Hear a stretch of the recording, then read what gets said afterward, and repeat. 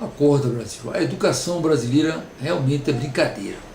Se não bastasse a falta de investimento nos professores, nas escolas, na qualidade das escolas, para realmente receber os nossos estudantes, a violência toma conta fortemente das salas de aula. Se não bastasse aquela loucura que aconteceu há pouco tempo no Rio de Janeiro, onde crianças foram assassinadas, crianças foram baleadas, agora surge mais um novo desespero nesse país, que é em São Caetano, onde uma criança de 10 anos atirou pelas costas em uma professora e depois se matou, tem um tiro na cabeça. Meu amigo, minha amiga, é preciso, urgentemente, políticas públicas educativas corretas e competentes. Não podemos mais aceitar que crianças, adolescentes e jovens morram por falta de planejamento. Por que não, nas entradas de cada escola, temos realmente uma estrutura metálica para combater a prevenção, a não entrada das armas? Isso é muito sério. E quando eu falo desse caso que aconteceu no Rio de Janeiro, quando eu falo desse caso que aconteceu agora em São Caetano, a gente não pode esquecer também que São Caetano fica também em São Paulo. A gente não pode esquecer daquele caso daquela criança de 9 anos de idade que também foi morta na escola adventista, que até hoje ninguém sabe quem matou. Mas o pai e a mãe se lembram do filho de 9 anos, porque não é fácil você perder um filho. Imagina um filho, uma idade de 9, 10 anos de idade. Pelo amor de Deus, o que é que está acontecendo na nossa educação? Presidente Dilma Rousseff, secretário e ministro do nosso país, Haddad, as coisas estão feias, muito feias. É preciso políticas públicas competentes. Cadê o Congresso Nacional? Cadê você, senador Cristóvão Buarque?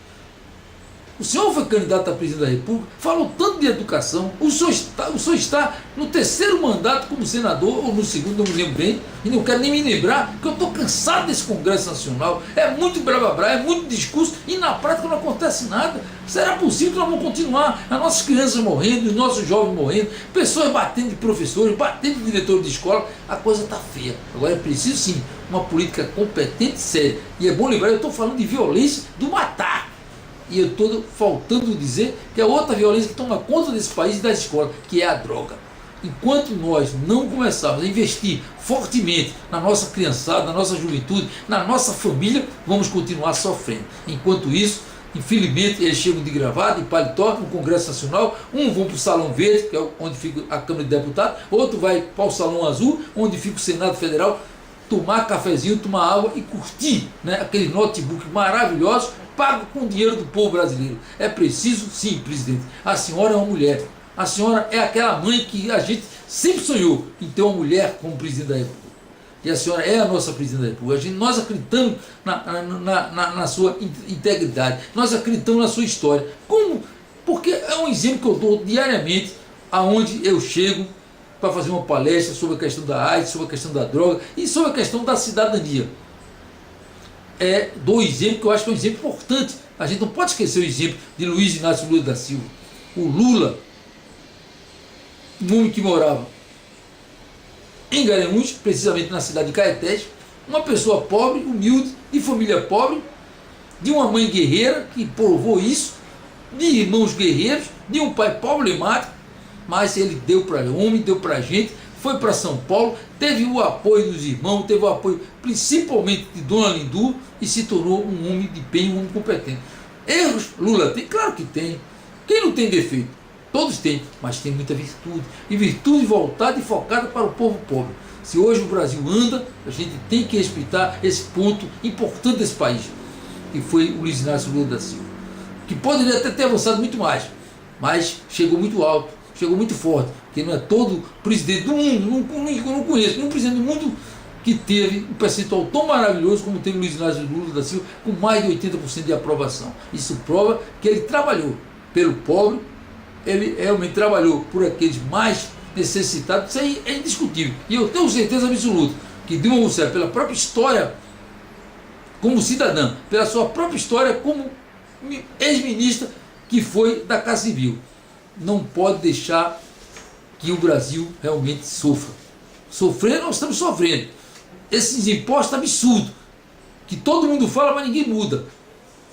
Ninguém mexeu em um diferencial na política, porque ninguém mexeu nas leis da política. E aí sim, Supremo Tribunal Eleitoral, os ministros que cuidam da questão da política brasileira, eu espero que os senhores tenham coragem de realmente parar esses sonhos malucos de alguns políticos que inventam partidos para roubar a nação, para mentir e enganar o povo. Eu espero a Deus que os senhores promotores, os senhores juízes, as autoridades desse país, e principalmente a senhora presidente, possa nos ajudar a combater essa tristeza que está acontecendo no nosso país.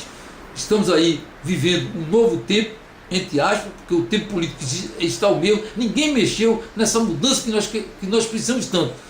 Pelo menos alguns pontos importantes dessa legislação caduca e irresponsável, aonde a gente mantém políticos ladrões, políticos picaretas, que são vistos na televisão, botando milhões e milhões dentro de mochila, até dólar na cueca, e não são presos. Eu acho que chegou a hora de parar.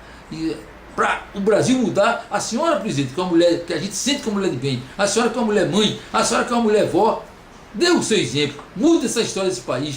Faça o que a senhora fez com aquele discurso maravilhoso que a senhora fez, discurso representativo nos Estados Unidos, na ONU, falando de um assunto tão importante, para o Brasil e para o mundo. Por que, presidente, a gente tem que nos calarmos, nos acovardarmos diante de uma questão tão séria que é a educação? Pelo amor de Deus, de céu, a senhora é mãe, a senhora é vó, então, pelo amor de Deus, presidente, nós acreditamos na senhora. Eu tenho uma rádio chamada Cidadania FM, onde eu dirijo, em Jaboatão dos Guararapes, que eu me lembro muito bem em um debate que nós fizemos no final das eleições, né, mostrando e discutindo os candidatos a presidente da República, e a gente falava sobre, na verdade, falava de um assunto muito importante, que era o assunto da sua votação na cidade de Jaboatão dos Guararapes. Jaboatão dos Guararapes é a segunda cidade do estado de Pernambuco. É a 27ª cidade do país.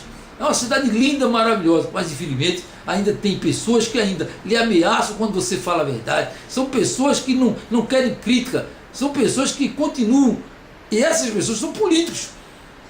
Câmara de Vereadores que baixa a cabeça, que não cumpre o seu papel, que é legislar e fiscalizar o dinheiro público, o dinheiro que sai de Brasília, que sai do estado para vir para a cidade de Jaboatão. Enquanto isso, centenas de milhares de pessoas estão passando fome, não tem casa a morar, e quando moram numa casa de lata ou numa casa de papelão. A coisa é muito séria. E eu digo isso, presidente, e digo isso a você, povo brasileiro. Temos que acordar, porque o que acontece aqui nessa cidade chamada Jaboatão dos Guararapes, onde a pátria nasceu, infelizmente vem acontecendo em muitas cidades do nosso país e do mundo inteiro. Mas nesse momento eu falo para o brasileiro, falo para esse país que a gente aprendeu a amar, a respeitar, a querer bem. Então é preciso que a gente tenha no nosso coração a verdade, a honestidade. Eu espero um dia, muita gente diz que é um sonho, é até loucura.